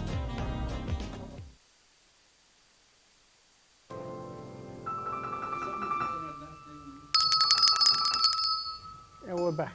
It is lunchtime at the cafe. I can smell it. If you only had smell-o-vision between the pizza and the wings. I have to go for my walk from because Pizza Rica, I can't take that. the cookies from Midnight Cookies. I'm glad we have a full crew here to eat this because it smells. Those wings smell so delicious. This portion of the show is brought to you by food. Pizza Rica. Pizza Rica. Get me my mozzarella. And he's laughing. He comes for lunch. He shows up with the pizza and everything. He comes for lunch. We also have Carolina Ayala and her guest, my lens? Maggie Lens. Maggie Lens. Maggie Lens. Maggie Lens. Yes. Is that one word or two? Two. 2 words. I have her card, but I don't have her name on it. I only have her website. It's all the way to the bottom. That's my name. What is Maggie your name? Lens. Maggie Lens. Maggie Lens. The Y is the J. Yeah. Huh? Right. In Spanish, Don't the Y start is with the me. J. Don't start with Maggie Lens. Let's leave it there. Maggie Lens. Well, welcome, ladies. Thank you for your Thank patience you. today. Thank you, thank you. Super grateful to be here. Thank you. Now you guys did you guys. Now I'm talking like You guys. You ladies did Yes. the show today, Mindful, Successful Mindset, right? Yes. And you did it in Spanish. Yes. So today's tell us a Spanish. little bit about what you did. Today we did the Mindset for Success in Spanish with Maggie Lenz, and she's a photographer, and we focus on the perception, how you perceive success and how important it is to have an intention before everything you do, and how to overcome challenges, which is similar to photography, she was saying. Like, Now, why did we ask her how you overcome or your definition of success? Why did you ask her that question? yes, we asked that question during the show, but let's see. What is your definition of success? What is Share your with us. definition of success? My definition is failing and getting up again. Failing and getting up again. This is my third business or business ideas, and I didn't give up, and here I am. What were your other two ideas? The first one, my background is in web design, and I opened a business with a partner. It didn't work out. We decided to, after 2 years, to close our doors. Then I opened the little kids, the bounce houses. Well, I had the bounce houses, the popcorn machines, and everything because I wanted to plan events. My husband has a business as a DJ, and I'm like, oh, I can plan this. And that wasn't my thing. I sold all the equipments, and one day I decided, you know what, I want to become a photographer. And the rest is history. But they're not failures, they're stepping stones to where you are now. Exactly. So that's why Did you success grow up is... in the Bronx, by the way? Me? Yeah. No. I grew up in Miami. See, in the Bronx, what Dawn doesn't understand, because she's always making fun of my 2,398 jobs, is that in the Bronx, that's all we did, was give it a shot, give it another shot. We always had a side hustle. I mean, if I'm saying something incorrect, you correct me. We used to do side hustles, looking for that bigger, better. And then you found it, like I found it with real estate. I still had side hustles. I coached, I did a lot of traveling, I did a lot of businesses. So it was interesting to find. Now, are you happy with the photography? Oh, I love it. And that's Tell me and that is why. called entrepreneurship, by the way. Okay. Having like 10 side hustles and businesses is just entrepreneurship. We're visionaries. You have to keep going. We were talking a lot yesterday, and you said sometimes I don't know about growth. Do we continue to grow or do we stop? And I said to you, you can't stop because then you're stagnant, and then you're not answering your calling for entrepreneurship or a calling in your heart. You can't, even Clem, you just can't stop. You may reposition, but you can't stop. Yeah, but that she's taking it out of context because I wasn't talking about growth. There ain't nobody more wanting growth than me. The problem is when you do it for yourself, it's one type of growth. But when you do it with 40 other people around you, they're all growing with you, then you have to look around whether or not that bell is going to be answered. And I panicked last night. And I'm being very honest because we're undertaking a new level of what we want to do on remotes, to follow this guy around, to go to restaurants, to follow her around, to follow her around, to do shows in different locations. And sometimes I look down and I say, man, who's with me? And that's what scared me. Scaring is not failing. I failed plenty of times in life, but I don't want to fail this time because I ain't a young bird no more. And I want it to work. I want it to make it. So how do you define that you've hit that certain level of where you want to be? How do you know that there isn't something bigger you want to do? But that's the thing that you never know. You're always, like she says, you're always learning and growing. And that's why I define success. Failing, it's growing. I think it was, what's her name, the realtor? She said that curiosity killed the cat. And I think curiosity keeps the cat alive. Because you want to see what else is out there. Exactly. You wake up every day and say, what's today going to hold? And you may think today's going to be a hard day, but it may be a great day. It may be hard and great all combined. And when Carolina's here, it's always great because she's always freaking smiling. Look at her. I tell you about the smile. Yes. We were talking about that in the show, that she says how important it is to smile.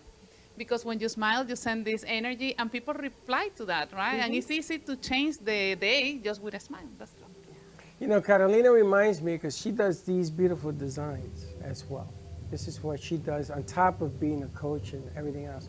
What I like about it is if I have somebody has a camera, I want to know what you can do with that camera. I want to know, okay, you could do the greatest pictures in the world. I get it. But then I want to do more. I want to put that camera and throw you out of a plane with a parachute. I want to see that camera up in the sky taking pictures of people up there having a party. It's about the more. It's about, you see this guy here, he did a movie. He didn't do one movie. He did a whole bunch of movies. That's what I like. I like what we do. But to sit here and just do this, it ain't me. That's not what I do. I know. I want to do more. I want to have nonstop shows going on. Right now, that studio has nothing going on. That's not what I want. I want it to be a full house. Keep going. Keep going. What you're describing is an experience. What is it that you want to experience that day? Because maybe we might be taking a picture, you and Freddie and your lovely host, and you might be having a crappy day, and she's having just a beautiful day. And it's what's the experience? You want to change your experience, and I will ask you, like, let's start with a smile. And once you start smiling, everything changes. As I was telling her, there's 20 active muscles in your face. And when you hold that gaze for 20 seconds, you start feeling like a tingling sensation, and everything changes. So it's an experience. It's going beyond always, what is my purpose for waking up this morning? We got to get you to smile more. Me? Yeah. You don't smile. Why? Look, I get the scowling eyebrows. They posted a picture yesterday, and I'm in my hat, and I'm smiling, whatever, and there's I that was look. smiling. Where? There was a smile. That may be sort of a smile, but there's not a smile. In Spanish, it's called criticona. You're always criticizing. Now you're criticizing a smile. It is what it is. It's not criticizing. We just want to see those pearly whites of yours. Anyway, I like seeing movies, but I really enjoy when they put the bloopers. Right. So you're a photographer. I like to go up and take a picture where you're taking pictures. And see the behind the scenes. I like that. I like things that go against the grain. I used to buy and sell houses all the time. And I used to say, oh, it was really nice, thank you very much, made money, okay. Then I got bored with that and I said, Mr. and Mrs. Buyer, the seller I got rid of, stay in my house, and I had a 1,200-foot backyard, and I brought in a waiter and a chef and a cook, and I said for 4 hours, my backyard is now yours. I had a hot tub, I had a pool, everything. And they used to go back there and they had a party for 4 hours. If it was raining, they had a rain day. It didn't rain too much. And I always got referrals. I never did it for that. I did it to say, I'm bored of hello, goodbye, let's go. Title companies, everybody knew me in the Bronx. They used to come and they used to say, oh, that's the house you want to close at, because you used to close in the basement of my house. Then I brought in a cook. He talks about cooking. I used to have Italian food. It was a giant party. My wife used to come home and say, you had a closing today, huh? I go, yeah, how'd you know? I says, because the cars are everywhere. I can't park. I says, I know, because I had a real long driveway. But you love what you do. Oh, absolutely. Then why do it if you don't love what you do? What type of photography do you do? I started with newborns, baby, and maternity. And I, like every photographer, we start going in every direction. And I just love helping women, especially because white women, because women bring their spouses, their friends. No women go to the bathroom at a restaurant alone. We always bring our friends. Why is that? I don't know. I was asking Carolina, why? When we go to the bathroom, usually people ask, hey, I'm going to the bathroom. Why is that? Why do you guys do that? Do you we have to talk. Lipstick? We talk. Talk about what? Talk. Talk about the guys at the table. That's what you talk about. Because my sister told me. Well, that's kind of boring because I see my husband. No, guys day. do it too. They talk about everything else. Do you do professional headshots also? Professional headshots and yes, portrait and professional. You do everything now. Yes. And where's your studio, or do you come to people's I homes? do on location, and my studio is in Miami Gardens. That's not too far. Miami Gardens, not far out. Do you have someone that does hair and makeup and everything? I do the full show. It's hair and makeup. I do a consultation because I want to learn what you like, what you dislike, how you like to be photographed. Because when you look good, you feel good, you show up more. You met a movie star over here? He was talking about hair and makeup and everything else? Yes. Sort of put all these pieces together. We have a client that's looking for some new headshots, so I want to send her your information. But she wants her hair and makeup done. All my Do it all. photos are with hair and makeup. Perfect. I like it. Good stuff. That'd be really It's good. the full experience. See, you got all these little pieces. You got to just put them together. A and drop next thing at you a know- time. And Carolina, what have you been learning from doing all of this? From the show? Yeah. I think that it's amazing how different people perceive success and how we are all successful in so many ways. And sometimes it's important to share with others our experiences because that's a really good way to learn and to improve. So I'm really grateful. I love it. I love it. And I love because sometimes I think that I know the friends, the people that are coming, and when they start talking, I say, who is this person, right? All this new perspective of life and how they see life and how they approach the situations in life is amazing for me. Do you measure success based on your perception of success or what others perceive success for you? Personally? Personally. I decide my own, what success means for me. Of course, you always have information from the outside. People will tell you, oh, what about this, what about that? But at the end, in reality, is if you feel like you are a success, you're successful. But you have to believe it for yourself, and you have to find a way to achieve that in your life. And how about you? Same. Within yourself. Within, everything is within. Just like beauty, it's within. And Marina, how do you measure success? On your own? And then. Well, success is something that lights up from within. So success is basically a combination of your failures multiplied by the amount of times, just like you mentioned, how many times you got up and moved on. Now, you were a shrink how long? Oof, that'll put me into the age gap, so no. At least 10 years, 20 years? 10 years. 10 years? Okay, and when you were that person and you were a different person, is success measured in the same format? Success is whatever makes you happy when you get up in the morning. If you are you and you're happy, you're successful. I'll take it. Success has no boundaries. It has none. You just have to really believe in yourself, especially in this business. And I have to ask Clem, in this business, the different business, the entertainment business, how Grab do you that grab mic. that mic on the hook? Grab the mic. Take Grab that the mic. And hold it right underneath How your do you chin. how do you measure success in the entertainment business? By the amount of movies, by the great directors and co-stars you're with, or internally? Well, my experience is I work with all Academy Award winners. Yeah. I'm in icon movies that'll be played when I'm dead. They'll remember me. Sure. Otherwise, they wouldn't know me. So these movies are icons. I mean, I was with the best of the best. You know, and that's my success. I work with you can't beat who I work with. There ain't nobody better. But you still want more. Well, I want to just closure. I need closure in my life. The food show's closure. My last movie's my closure. I did everything I wanted to achieve in life. I made more money in real estate than I made acting. Amazing. I bought a condo out there for $360. I could get $750 in Highland But wait, Beach. you have more fun. Acting was more fun. You know, it reminds me, I tell Josh, I said, you know, sometimes an all-star baseball player plays at the all-star game, but that all-star game is only once a year. Can you imagine playing in an all-star game for every game of the season, which is what your career is like? You got to act with all-stars, man. Right, you're right. You're So right. I look at you and I go, you know something? I'm a fan. I'm a fan because it's the desire of being around people sometimes. Forget about doing a movie with them. Just meeting them, hearing the stories, hearing what ticks. That's why I asked you, you were one life and you're another life. It's what it's all about. This is Well, what it's it's the people all you about. surround yourself with, too. I mean, if you stay with people that are not successful, it ain't going to work. You got to stay with positive.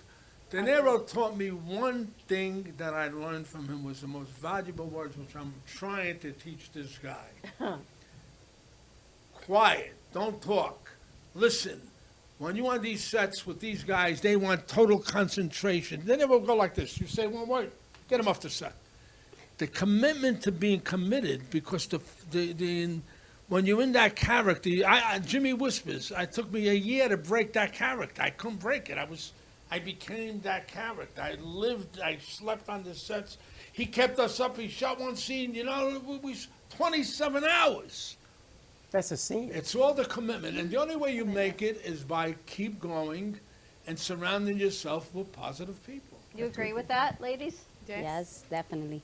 Otherwise, you're not going to go nowhere. That's what I love about Carolina, because ever since I met her, she's like the little train that will, not that could, that will. True. And she challenges me. I remember when I first met you and you showed up the next day with all these changes, well, we got to do this. I went, wow, where'd this come from? I didn't see that coming. Then I says, I gotta get into the A-game mode. And she continues. She's one of the few people that I got to tell you has staying power. She does it English and Spanish twice a week. It's not easy to find somebody who will stick with it until it happens. So. And I think back to the kids are telling us last week about how that Toy Story 2 was almost lost because they lost the whole computer system. You talk about success. No one sees behind the scenes of what looked like to put in all those hours and hours that only one person had a copy of it because it was gone. But yet when it came out, incredible success. Is it the end product? Is it the work towards it? Depends on your perception. There's a lot about success. Good It's stuff. not one way to measure it. No, and they shouldn't be, because success isn't measured, it's just done. Your legacy is what people say about you, not what you plan on making a legacy. Do what you do. Ready do to what wrap you this do. up? Ready. Thank you all so much for joining us, ladies. It has been a pleasure. Clem, more to come with the food. I don't know what we're going to call it. Use Guys Food with Clem Caserta. Use Guys. Use Guys Food Network with Clem Caserta. I don't know. We'll come up with something else. Thank you all for joining us. Have a great afternoon, and we'll see you tomorrow, 9 a.m. drive time. And don't be late. Bye-bye.